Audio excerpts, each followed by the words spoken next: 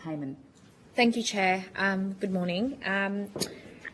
What events hosted by Federal Labor Business Forum and the WA Labor Business Roundtable have representatives of Woodside attended in the past 3 years? I'd have to take the detail. I don't have the detail with me, Senator. If you go to our annual report, you'll note the contributions that are made by jurisdiction, but I would have to look further at the detail of individual attendances and so forth, and whether that is even available. I do not know. Would you be able to tell us the date of the most recent roundtable or engagement you've had with the WA Labor government or Federal Business Roundtable? I don't have that information to hand, sorry, Senator. That's okay.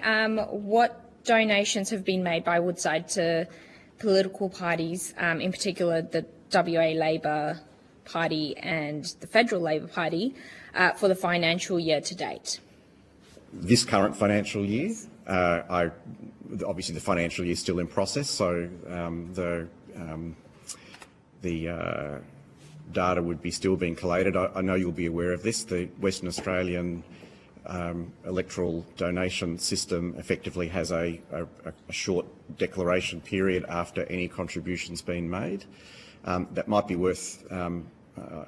Certainly, I think that what's happened in Western Australia is well available through the WA Electoral Commission, as I understand it. But the actual data for this financial year, 25-26, I do not have in front of me. But would you be able to take that on notice to date? I have to see what we're able to provide. I really do. I do not know. It's obviously we're in the middle of a reporting period. A few senators have already asked about donations, and yet in your annual statement, it's referred to as payments to political entities for business engagement, and that's where you've laid out amounts of $26,000 given to the Australian Labor Party, and then the WA branch of the Labor Party receiving $27,775. Why is that referred to as payments for to political entities for business engagement and not donations?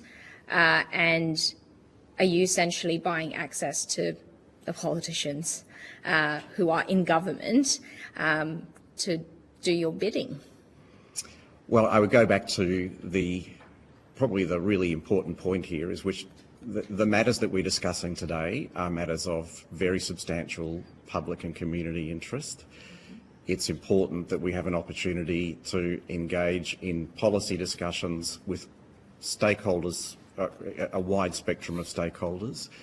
The participation in those business forums is for that policy engagement in that context. We think it's an important part of our the way in which we engage with external parties, external environment community, that we have those discussions. I think the fact that we're talking today about something that is clearly of substantial interest to the Parliament, so much so in terms of the Senate that this committee was established, would show that the importance of companies like Woodside being involved in these debates, we think, is clear. One last question. Does the current tax regime benefit Woodside, or would you argue for reform? So I think the current tax regime works. It balances a fair return to Australian citizens while also encouraging investment, which is critical for Australia, critical for energy security, critical for our neighbours. But I do think we have the right balance across corporate income tax, PRRT, royalties and levies. Don't think that's what a lot of Australians out there think. And I'd pose the question, you wouldn't want reform. Is that because the complexities are a cover for your true tax burden, and therefore you can sort of cherry pick your contributions as you see I would argue that some of the conversations that are in the media today have been cherry picked. We're just here providing the facts, and the facts are that we provide a fair return to Australians, 44 cents in the dollar. It has been for the last 4 years. But it does encourage and provide a basis to continue to invest. And I think I do need to Thank you, make a Chair. call. Okay.